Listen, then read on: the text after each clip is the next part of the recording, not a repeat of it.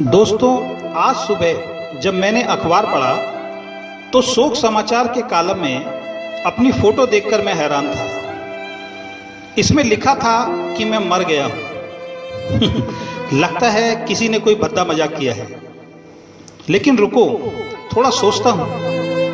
अरे हाँ, पिछली रात को ही मेरे सीने में बहुत तेज दर्द हुआ था। मैं पसीने से तरबतर हो गया था और उसके बाद मुझे कुछ याद नहीं। हाँ, शायद मैं गहरी नींद में सो गया था। अरे सुबह के 8 बज गए हैं। लगता है आज ऑफिस में फिर लेट हो जाऊंगा। आज फिर चिड़चिड़े बॉस का भाषण सुनना पड़ेगा। पर यह क्या, मेरे ड्राइंग रूम में से इतने लोगों की आवाजें क्यों आ रही हैं? अरे यहां तो बहुत भीड़ है। ये सब लोग रो क्यों रहे हैं?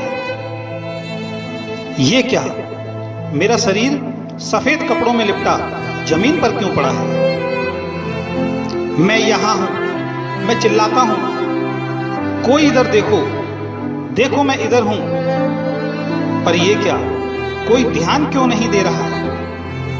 ना ही कोई मेरी आवाज सुन पा रहा है।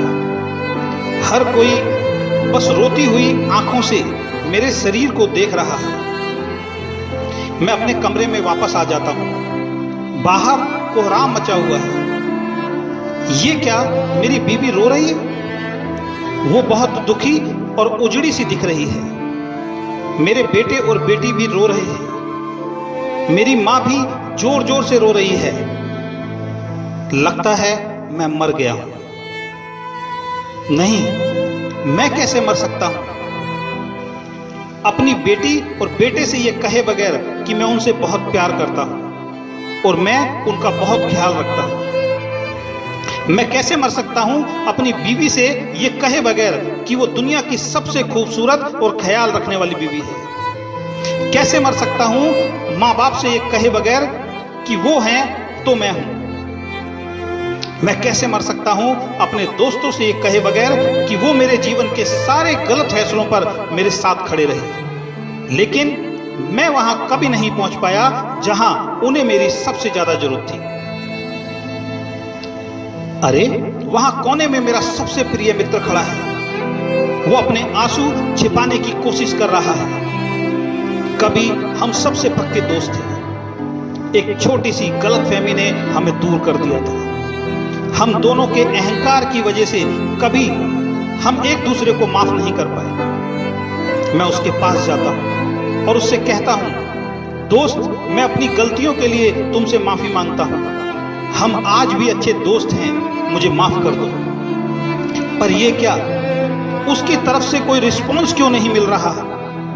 क्या आज भी वो अहंकार में है?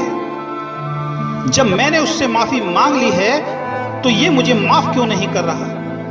बस रोता ही जा रहा है। पर एक सेकंड, शायद ये मुझे देख ही नहीं पा रहा है।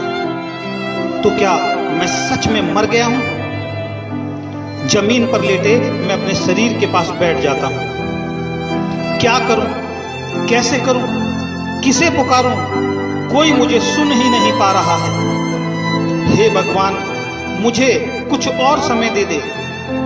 मैं अपने बच्चों, बीवी, माँ बाप, दोस्तों को यह बताना चाहता हूं कि मैं इन सबको बहुत प्यार करता हूं। मेरी बीवी कमरे में आती है। मैं उसको बोल रहा हूं, तुम बहुत सुंदर हो। मैं प्यार से बार बार दोहराता हूं, वो मुझे सुन ही नहीं पा रही है। सच ये है कि जीवन में उसने ये शब्द मेरे मुंह से कभी सुने ही नहीं, क्योंकि मैंने कभी उससे ये कहे ही नहीं। हे भगवान, मुझे थोड़े दिन और दे दे, केवल एक बार, क्योंकि मैं अपने बच्चों को कामयाब बनाना चाहता हूं। अपनी मां को मुस्कुराते हुए देखना चाहता हूं। अपने पिता को अपने ऊपर गर्व करवाना चाहता हूं। मैं तो इन्हें कभी समय ही नहीं दे पाया। मैं इन्हें बहुत सारा समय देना चाहता हूं। मुझे लगता था दुनिया में मेरी किसी को फिक्र नहीं है, पर ये सब तो मेरे लिए रो रहे हैं। मैं इन सब का धन्यवाद करना चाहता हूं। मैंने ऊपर देखा और चिल्लाया, भगवान प्लीज प्लीज प्लीज मुझे एक मौका और दे दो। और उसके बाद मैंने आंखें बंद कर ली। तभी मुझे किसी ने कंधा पकड़कर हिलाया।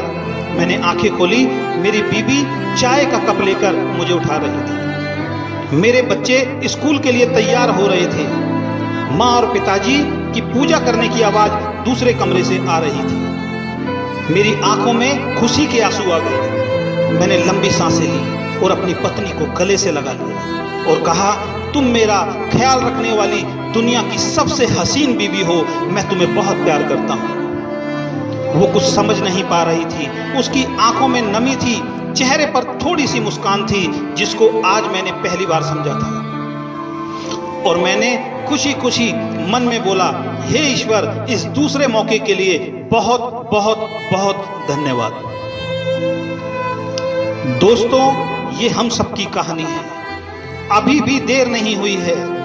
अपने झूठे अहंकार, अतीत के पुराने विवाद और मतभेदों को बुलाकर अपने प्रियजनों और मित्रों से खुलकर प्यार करो और सभी झगड़ों और मन मुटाव को भुलाकर एक नए जीवन की शुरुआत करो।